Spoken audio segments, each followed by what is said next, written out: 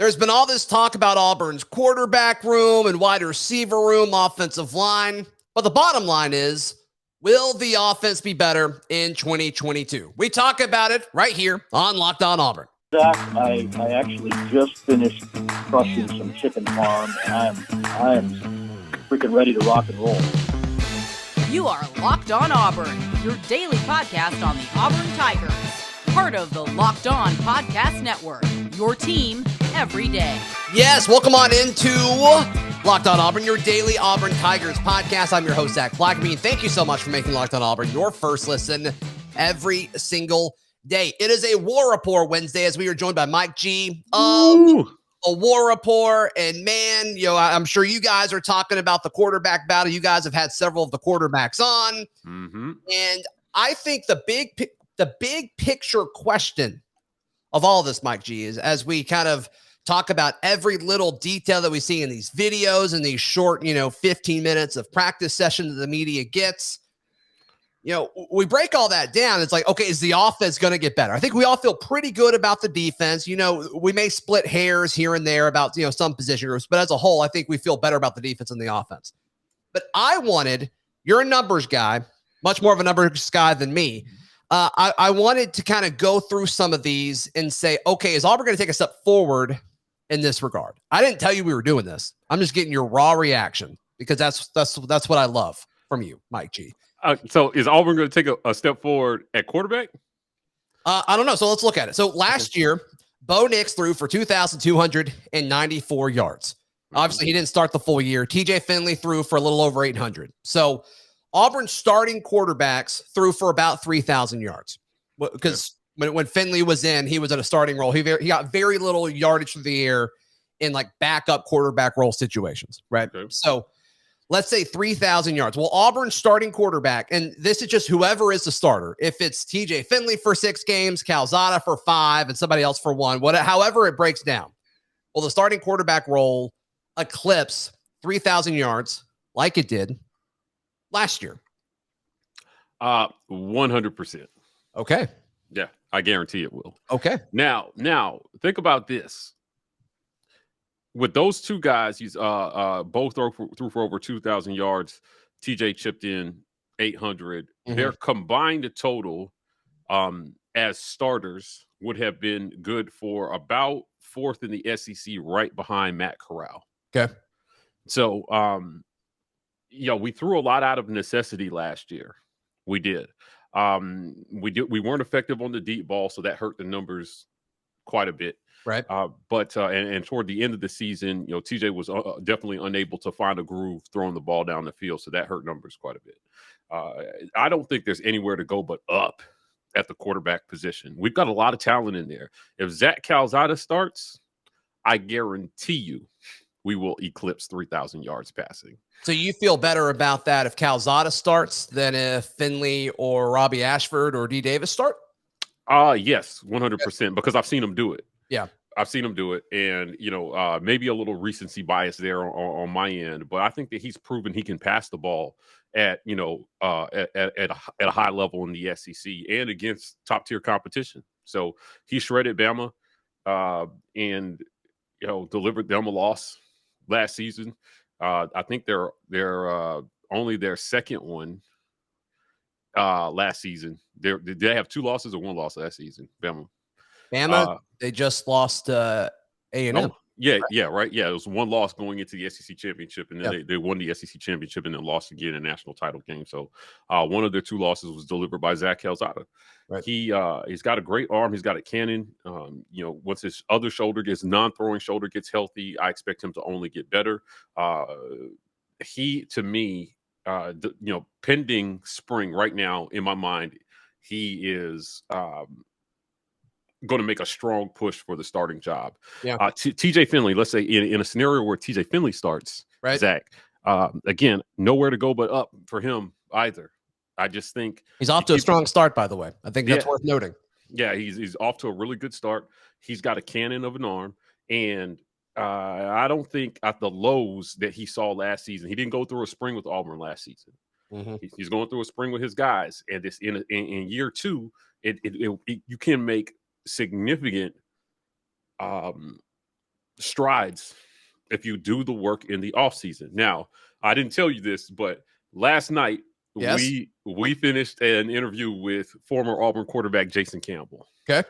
And we asked Jason about the jump from year 3 to year 4, because everybody says the light turned on for Jason. It just turned on. But I had never heard him do an interview where he actually explained what that thing was. Now, What was that thing? Tune into the War Rapport, and we'll let you and listen to that interview with Jason, and you'll find out. But I will tell you this: there's an opportunity for all these guys. It's an open competition. Bryan Harsin is not playing favorites. He is going to start the best guy, and who the best guy is going to be the one that is the most consistent, does all the little things. T.J. Finley, in his interview with us, talked about going to throw at the receivers, and not only going to throw, but going to get guys out of their room and go to get other quarterbacks and say, hey, we're going to throw. Let's go.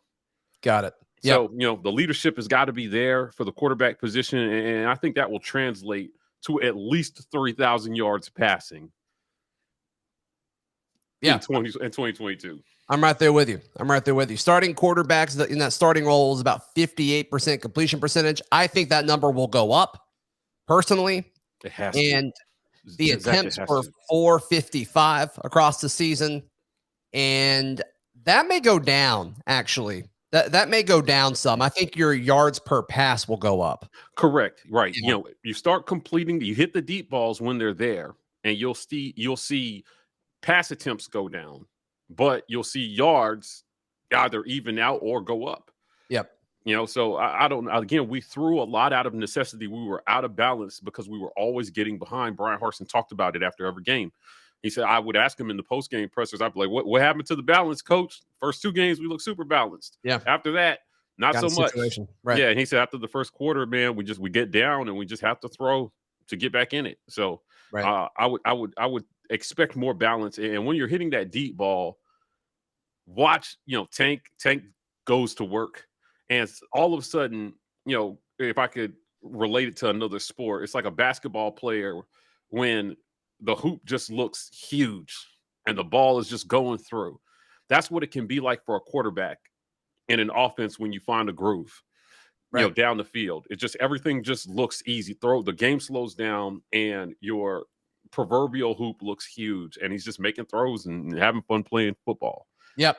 Being focused and having fun. Bryan Harsin did the gritty this past week at practice. We'll get into the nitty gritty with the wide receivers in just a moment. Today's show brought to you by Stat Hero. Stat Hero is the best way to engage and play in daily fantasy sports. Look, I know you love and hate those buzzer beaters, the drama, the pain when you're on the other side of it, but Stat Hero kind of takes that away because they give you the advantage, resulting in their gamers winning 4 times more often. Why? Because Stat Hero eliminates the mystery about who or what you're going up against. And you can sign up for free right now at stathero.com/lockedon. Use promo code LOCKEDON. That is stathero.com/lockedon. Use promo code LOCKEDON. Check it out today. Mike G, before we jump into some wide receiver action, did you like that? Did you like that? Yeah. That was top-notch wordplay there. I enjoyed that a lot. Thank you. I've been waiting to use that all day. So, how can folks check out what's happening at the War Report before we jump into the wide receivers? Hop on over to YouTube and subscribe. We got a lot of great things going on. I mentioned earlier that we interviewed Jason Campbell. Yeah. He did this was one of our longer interviews. He did about an hour with us, just talking about all the things that it takes to be a champion. And he talked about some of the defining moments of his time at Auburn and then related it to what he feels like these guys today have to do. Now, if you didn't know, Jason is actually a general manager of NIL Auburn. So he talked a little bit about, that setup and what it means to kids. And he's just doing great work. So we appreciate him lending us some perspective. But, that's us. Go over to the War Report. Check us out. We'll be dropping that interview tomorrow morning. Cool. All right. So let's look at the wide receiving situation. So last year, Kobe Hudson led the way. Auburn's leading receiver had 580 yards on the season. It was Kobe. Of course, he is no longer with the team. He's playing for Gus again. Do you think Auburn's leading receiver in 2022 will have more than 580 yards? Wow, Zach. I'm leaning towards no on this, Mike G. I'm leaning towards no. Shedrick Jackson is back. Shed Jackson was right behind him with 527. And Demetrius Robertson wasn't too far behind him with 489. And John Samuel had a little over 400. So, I mean, those top four were within all 200 yards of each other. And so it was a little bit more of a spread out attack through the air. I think we'll see even more of that, honestly, in 2022, unless somebody just really, really steps up. I'm leaning no, but only because I think we spread the ball around quite a bit. Yeah. I think the tight ends get even more involved this year. We have a great tight end room. Tyler Fromm, John Samuel Shanker, Luke Deal, and Landon King. Who's right? still only taking reps at tight end right now, which is a bummer.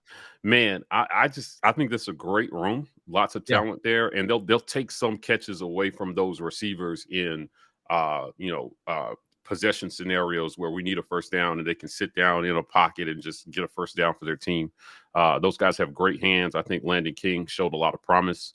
So I'm kind of with you. I wouldn't be surprised to see a receiver eclipse 580 because I think once you start hitting that deep ball and, a guy gets in the groove and starts having 100-yard games, it could have. I wouldn't rule it out. I don't think it's too far out of the realm of possibility.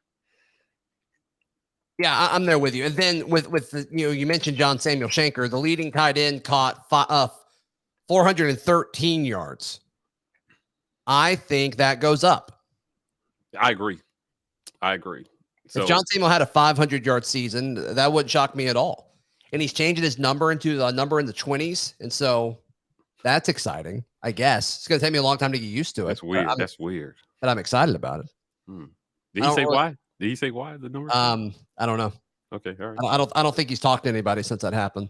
He came on my show, and then the next week that news came out. I'm like, I wish I would have waited to do that interview. But yeah. Oh well. New year, new me. Whatever. Change the number. Yep. Super senior John Samuel is like, no, 47. Forget that. But I'm there with you. Okay, so you think Shed Jackson leads the way receiving for Auburn in 2022? I mean, I think returning guys, it's definitely, he's got the most experience. Javarius Johnson's coming back with 274 yards receiving a year ago. Robbie Ashford raved about Shed Jackson during our interview with him. Okay. So those guys have been out there throwing, and, we asked them who stood out. Now, I will say this. Watch out for Jay Fair. He was in the 2 deep on Monday. Oh, my goodness. Listen, the T.J. Finley talked about Jay Fair. Okay. Robbie Ashford talked about Jay Fair. Another quarterback who we just talked to and shall remain nameless right now talked about Jay Fair. Jay Fair is impressing people this offseason. And I'm looking forward to seeing what he's going to do in A-Day because they're going to spread the ball around a lot more than what we saw last A-Day. I think we see a much more effective, more organized A-Day this spring. I think that's one of the areas that the coaches will improve and grow. And so look out for Jay Fairman to come out of the pack and take some catches away from somebody. I'm there with you. Tarvarish Dawson is an interesting name. Mm-hmm. I don't think he's a candidate to really lead the way receiving as far as yardage goes, but he has similarities in his game, in my opinion, based on, the very little we know about him from a production standpoint. But I could see him being similar to Kobe Hudson. Yeah. As far as role, you know what I mean? Yeah, and we saw him in the bowl game get behind the defense, and we missed him. Yeah. But, you're talking about a guy who has speed. Take the top off of defense speed. And look for him and Malcolm Johnson to just kind of showcase that. There it is. You haven't talked about Malcolm Johnson enough. He's still my guy. Yeah. Malcolm is still my guy. I was wondering because even last week, I forget what we talked about, but I remember asking you a question. I'm like, he's about to say Malcolm Johnson Jr. and you didn't. I was like, oh, has he moved on? No, I've not moved on. Malcolm Johnson Jr. No, you're still there. You're still there. Listen, I texted Malcolm and I said, Malcolm, this spring is your Malcolm, spring. I love you. Yeah. Is that what you said? He responded and he was like, who is this? Why are you texting me? He gets the text is like, who thinks about me all the time? Who is this guy? How did you get this number? I'm looking for him to show up. He's another guy that's been putting in the work this offseason. And these guys are doing not only in practice, but working privately, with position like private position coaches to try to get faster and stronger and get an edge this spring, man. And nobody's sitting on their laurels expecting anything to be handed to them. Bryan Harsin has made it very clear. If you want it, you got to come get it. And, the position battles will be, early and often, and you just got to prove it every day. So I'm looking for Malcolm to do that. I know he's been putting in the work, so I can't wait to see the payoff from all that. Did you see, speaking of Harsin, did you see the video of the quarterbacks throwing at the piñatas? Did you see that? I missed that one. Yeah, I mean, the caption was like always competing or whatever, which is great. And, the team was like cheering him on and stuff like that. But Harsin was like just chilling on the sideline, like with his like hat backwards. And like, he is the coolest looking coach. Yeah. We've seen a little bit of bro Harsin this offseason. I think that's who he is. He's a little bro-y. Strategic in showing that more. I think that's what they're doing. And I am all for bro Harsin. Yeah. We needed to humanize this coach. Yeah. To the fan base. I think that it was very impersonal last season. There was no emotional connection to him or his staff. And so people were hyper-focused on just the results. Right. Because there was nothing else, emotionally to take the edge off. And I think they learned it was there. So this isn't fake what we're seeing. We just didn't see it. And now they've learned, hey, we have to show this side of it. Paintballing with his team. And, these guys that chose to stay, Zac, it cannot be understated. We were told by Brad Larondo that about 40% of the team was bought into what they were trying to do last year. That's a crazy low number. Yeah. And it definitely held them back. So when you get buy-in from everybody, that could be plus 1 to 2 games next year. Just having everybody bought into the process and what you're trying to accomplish, the way you're trying to accomplish it. So we saw people asked about the transfer portal. Why do we have all these guys in the portal? People were freaking out. Now our numbers were not odd compared to other SEC schools. They weren't. Ole Miss had way more people transfer out than we did. They had a much better season. And it was a mixture of NIL and then processing guys out, right? Yeah, the number, a lot of it, and I mean, we'll never know the exact ratio of this, Mike G, but a lot of the players that transfer at any school it's either a mutual decision, and sometimes it's even the school saying like, hey, there's not room for you. Like it's time for you to move on. Yeah, that's a two-way street.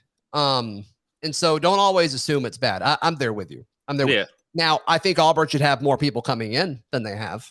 I think that's a fair critique, honestly. Right. But Auburn messed that up for Auburn.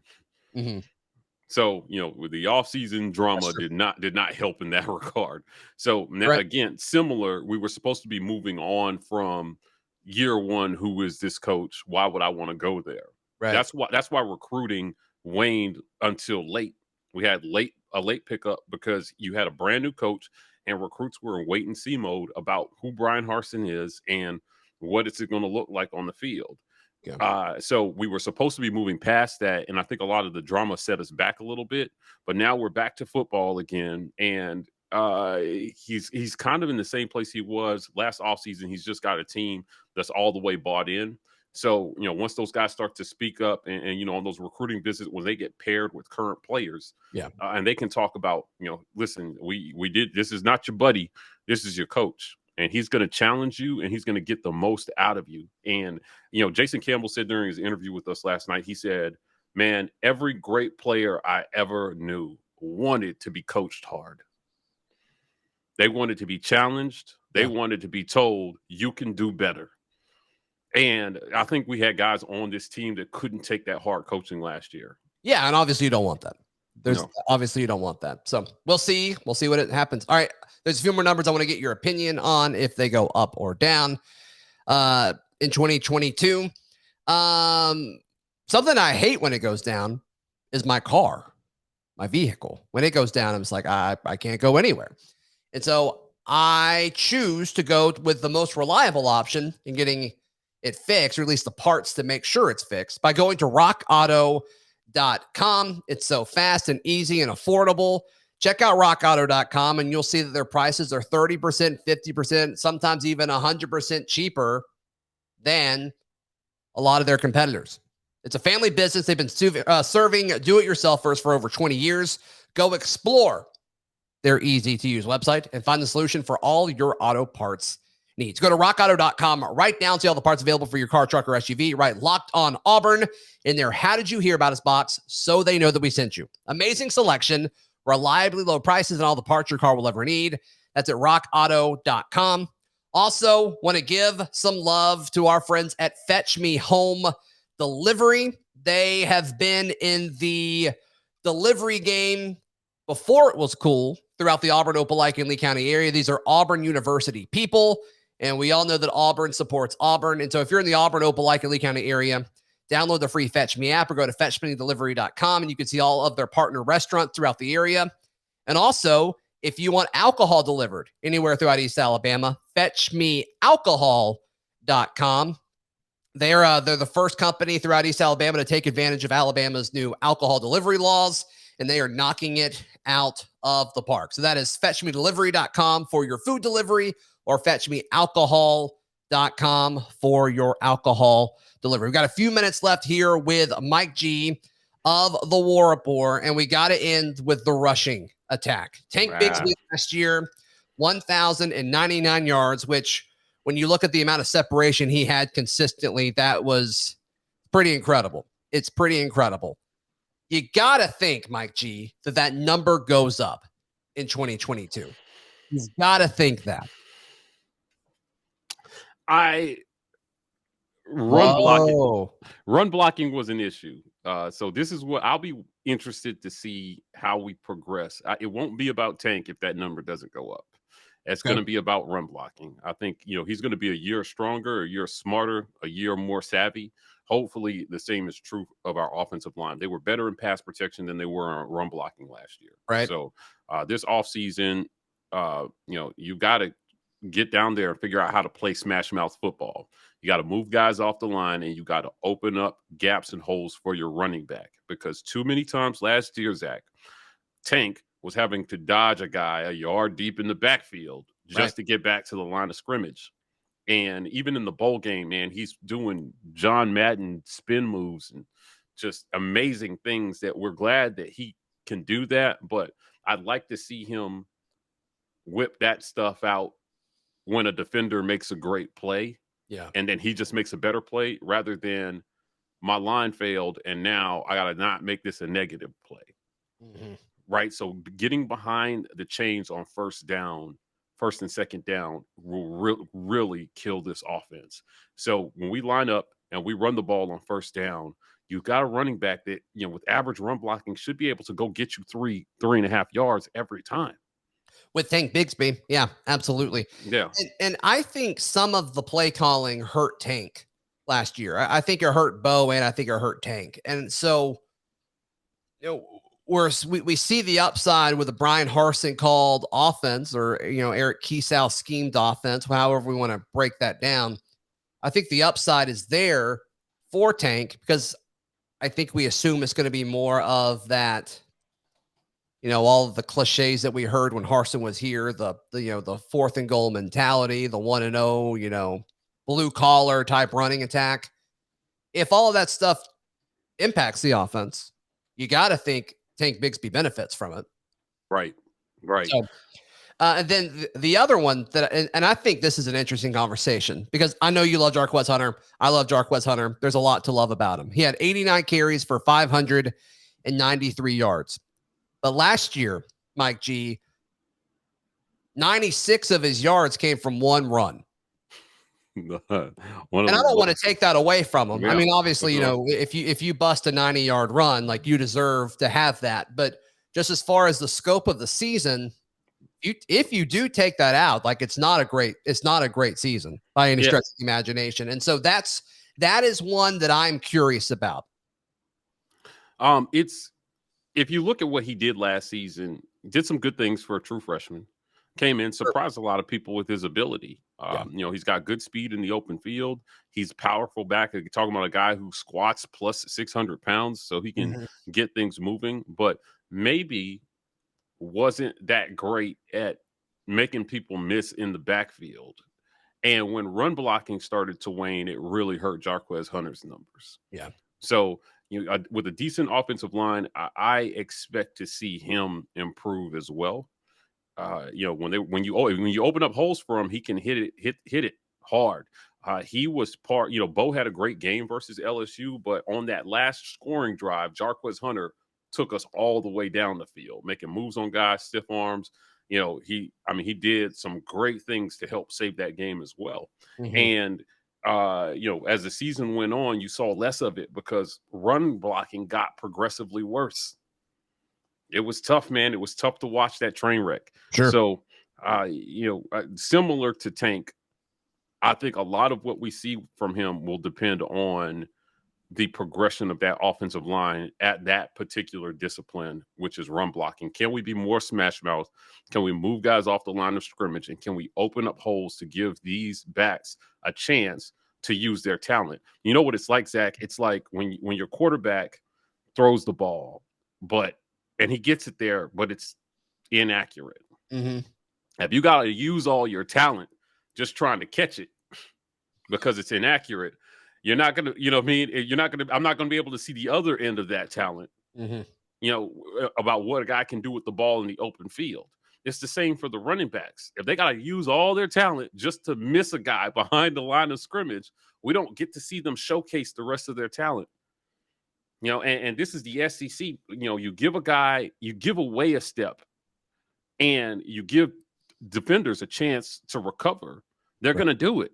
Those are great athletes on the other side of the ball week in and week out in the SEC. So, you know, everybody's got to do their part, man. We're going to be a great team if everybody contributes, you know, at least an average level, and then let the superstars do their thing. Mike G, how can people find you, hear you, support you? All that. That's real simple. Head on over to the YouTube, smash like and subscribe. We're the War Rapport. We're doing a lot of great things over there. Interviews, press conferences, lives. We got it all over there. So go check us out. Sweet. You can follow me on Twitter at Zac Blackerby Show on Twitter at Locked On Auburn. And of course, hit that subscribe button here as well. We'll see you tomorrow right here on Locked On Auburn. Yeet.